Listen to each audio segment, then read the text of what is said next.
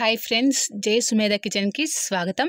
ఈరోజు నేను tomato egg curry ఏ విధంగా ప్రిపేర్ చేయాలో చెప్తున్నాను. ముందుగా ప్రాసెస్లోకి వెళ్దామా. ముందుగా స్టవ్ పైన ప్యాన్ పెట్టుకొని ఇందులో 2 నుంచి 3 టేబుల్ స్పూన్ల ఆయిల్ని యాడ్ చేసుకోవాలి. ఇందులోనే 2 చిల్లీస్ని కట్ చేసి యాడ్ చేసుకోవాలి. ఇందులోనే కాస్త కరివేపాకును యాడ్ చేసి కాస్త ఫ్రై చేసుకోవాలి. ఇవన్నీ కాస్త ఫ్రై అయిన తర్వాత 1 కప్పు ఆనియన్స్ సన్నగా కట్ చేసి ఈ విధంగా యాడ్ చేసుకొని ఫ్రై చేసుకోవాలి. ఇవన్నీ కాస్త ఫ్రై అయిన తర్వాత ఇందులో 1 టేబుల్ స్పూన్ అల్లం వెల్లుల్లి పేస్ట్ని యాడ్ చేసుకొని పచ్చివాసన పోయే వరకు ఫ్రై చేసుకోవాలి.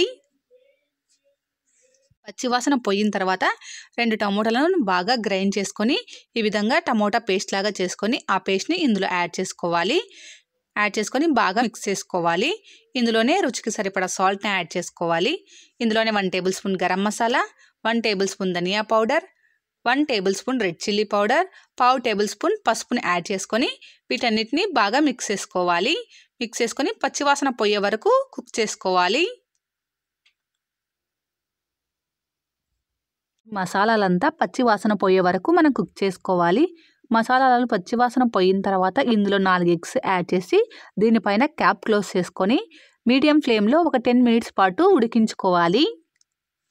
10 నిమిషాల తర్వాత క్యాప్ ఓపెన్ చేసి ఒకసారి చెక్ చేసుకుందాము. ఎగ్స్ అనేవి బాగా బాయిల్ అయ్యాయి కదా. ఇందులో సన్నగా తరిగిన కొత్తిమీరని యాడ్ చేసుకొని బాగా మిక్స్ చేసుకోవాలి.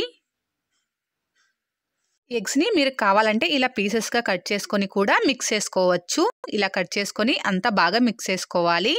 ఇందులో మీకు గ్రేవీ సరిపోదు అనుకుంటే మీకు గ్రేవీకి సరిపడా కాస్త వాటర్ని యాడ్ చేసుకొని ఒక 2 నిమిషాలు కుక్ చేసుకోండి.